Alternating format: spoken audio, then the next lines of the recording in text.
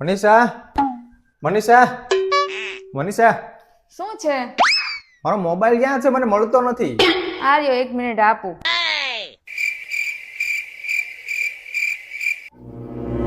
આ શું કરે છે? અરે એ તો સહેજ પાણીમાં પડી ગયો હતો ને એટલે સાફ કરી દઉં. પાણીમાં?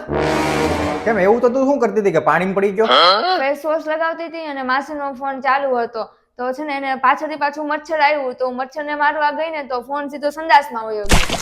હે? આ તો સંડાસમાં પડેલો ફોન પાછો મની દે. અરે સારો જ છે, એવું શું કામ ને કરો છો? મેં વોશિંગ મશીનમાં પાવડર નાખીને મસ્ત ધોઈ નાખ્યો છે ને તૂટે નહીં ને એટલા માટે મેં એને કપડું વીંટવ્યું હતું, ખાલી એક ચાલુ નથી થતો. લાય લાય.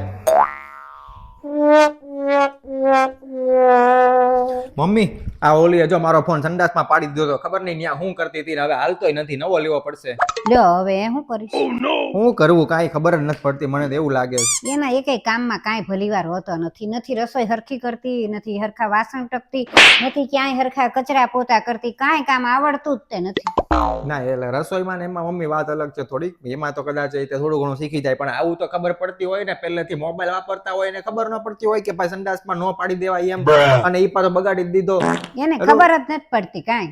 એટલે રસોઈમાં તો મમ્મી સમજવું પડે થોડું, કારકતા તું શીખવાડીશ એટલે થઈ જશે, સમજવાની વાત છે થોડીક એમ, કે રસોઈમાં કે વાસણ કચરા પોતા એ થોડુંક તમારે એને સમજવું પડે, બાકી તો હવે ઠીક. હવે આમાં પણ એને ક્યાં કાંઈ સમજાય જ છે, એને બધી વાત કંઈક કેવી પડે, આ આમ કરે આમ કરે આમ કરે, એને કાંઈ સમજાતું જ નથી. સાચી વાત છે મમ્મી, વહુને ક્યાં કઈ ખબર પડે જ છે. વહુ તો ખાલી કામ કરવા માટે જ હોય છે, વહુનું ક્યાં કઈ મન કે એની કઈ જિંદગી હોય છે. વહુને તો ખાલી જવાબદારી પૂરી કરવાની જ હોય છે, એની કોઈ કઈ કિંમત હોતી નથી. વહુ તો ખાલી ઘર સંભાળવા માટે જ હોય છે ને વહુ ખાલી ઘરનું કામ કરવા માટે જ હોય છે ને વહુ ખાલી છોકરાને મોટા કરવા માટે જ હોય છે.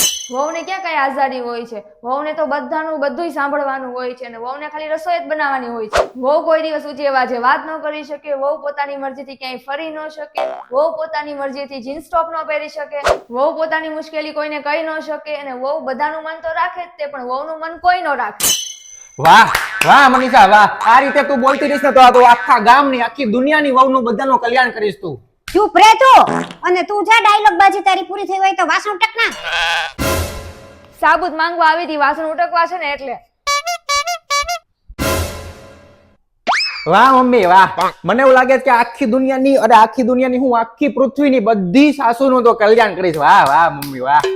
છાનો માનો રે, તારું કામ કર જા. આ કોઈ સાચું જ કીધું છે કે આ સાસુઓ વચ્ચે ક્યારેય ન બોલાય, નહીતર સામેથી લેવાઈ જઈએ ને આ બાજુથી લેવાઈ જઈએ એટલે આપણું તો હાવ પૂરું જ થઈ જાય.